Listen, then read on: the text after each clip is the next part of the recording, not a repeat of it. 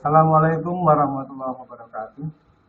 Pada kesempatan kali ini, saya akan menampilkan tentang permasalahan yang muncul pada pembelajaran ekonomi dengan materi jurnal umum di kelas 12. Bersama saya, Nur Al-Fatah, NIP 1969-1313-1990-03107 dari SMA Negeri 1 Pabadilan.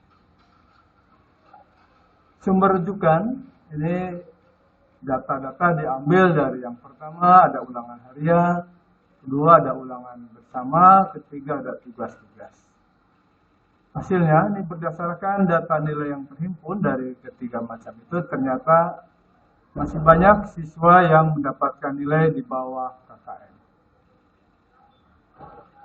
Akar permasalahannya, yang menjadi akar permasalahan pada mata pelajaran ekonomi khususnya di materi jurnal, yaitu masih banyaknya peserta didik yang belum terbiasa membaca soal secara cermat, sehingga siswa hanya sepintas sehingga tidak mengerti bagaimana nih sebenarnya arah dari soal itu.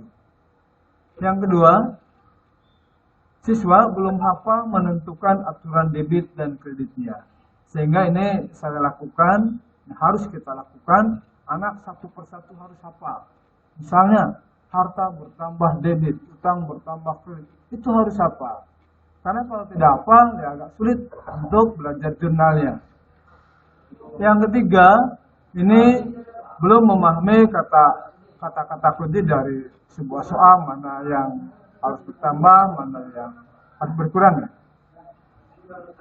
Dari permasalahan-permasalahan tersebut, maka ada alternatif solusi yang diharapkan dapat memecahkan masalah tadi. Yang pertama, dilatih untuk memahami kalimat yang ada dalam setiap transaksi.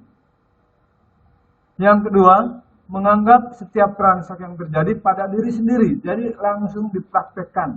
Anak harus bawa uang, barangnya ada. Nih, jadi misalnya, bagaimana anak membeli sesuatu, membeli pulpen, dipraktekkan. Bagaimana nih uangnya? Oh ya, ternyata uangnya dikeluar dari sakunya. Berarti uangnya berkurang, pulpennya nambah. Ini yang harus dilakukan seperti itu. Yang ketiga, setelah tahu, oh ya ini uangnya berkurang, pulpennya nambah, baru kita analisis. Dianalisis, uang berkurang, kas berkurang, harus sebelah mana dicatatnya? Sebelah debit atau sebelah kredit. Pulpennya nambah, dicatat di sebelah mana? Termasuk apa? Pulpen itu apakah harta, utang, modal, pendapatan, dan beban. Sehingga tadi jelas aturan debit kredit ini tidak bisa ditawar-tawar, harus hafal setiap peserta didik.